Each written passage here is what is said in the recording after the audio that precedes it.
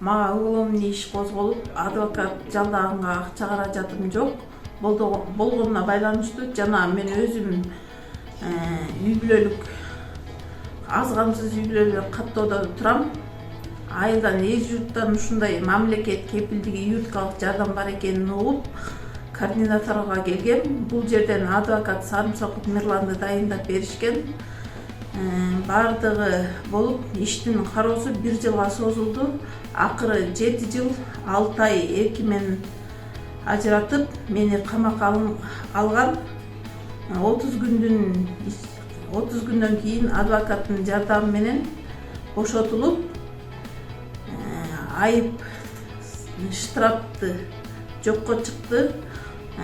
Камактан бошотулдум. Ушундай мамлекеттик кепилдиги юридикалык жардам бар экенине чоң рахматымды айтам.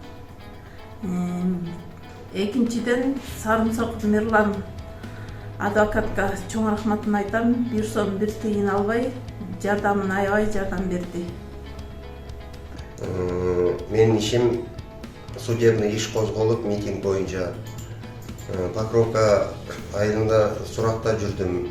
Аяктан Покровка айылынын ровдусунан угуп, ошо мамлекет кепилдеген юридикалык жардам бар деп караколшарында келип, ошол адрес менен келип, бияктын координаторлоруна кирип, жолугуп, сүйлөшүп, заявление жазып, адвокат сурадым. Адвокат беришти, жакшы жардам беришти. Адвокат болсо өз ишин аткарып, аяктан иштерди кайра кароо менен бүт барын акталуу, баракчалардын баарына карап чыгып акталуу эмесин түзүп, сүйлөшүп, актап чыкты. Рахмат. Ал жигит болсо бияк кепилдеп берген жигит адвокат Шарипов Улан болчу. Улан чоң жардамын көрсөттү. Бул адвокат бияктагы чоң жардамын көрсөттү. Жакшы, рахмат ушул мамлекет кепилдеп юридикалык жардам ачып берип койгонуна. Эмне демекмин, баа койсом 5 деген баа коем. Ошол кичине акча тыйын каражат жагы тартыштыгынан ушу бияка адвокатурага кайрылгам. Ошол жакшы, рахмат. В 1915 году я обратилась в Верховный суд по вопросу оплаты по квитанциям Бишкек-теплосети. Верховный суд провел заседание в отсутствии моего присутствия, так как я лежала в больнице. Заявление я подала, что я лежу в больницу. Суд все равно провел этот суд и решили частично мне только помочь.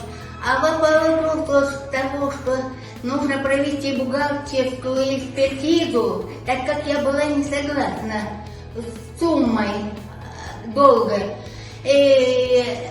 юрист не провел эту работу. И теперь, минуло столько лет, я пыталась, что мне написали в Верховном суде, обжалованию не подлежит.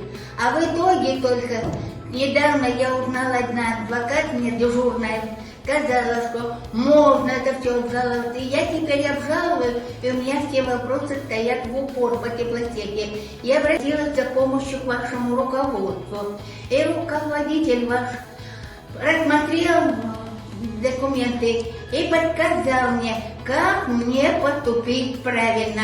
Я осталась очень довольна им и пришла даже на второй день поблагодарить его за добрый совет.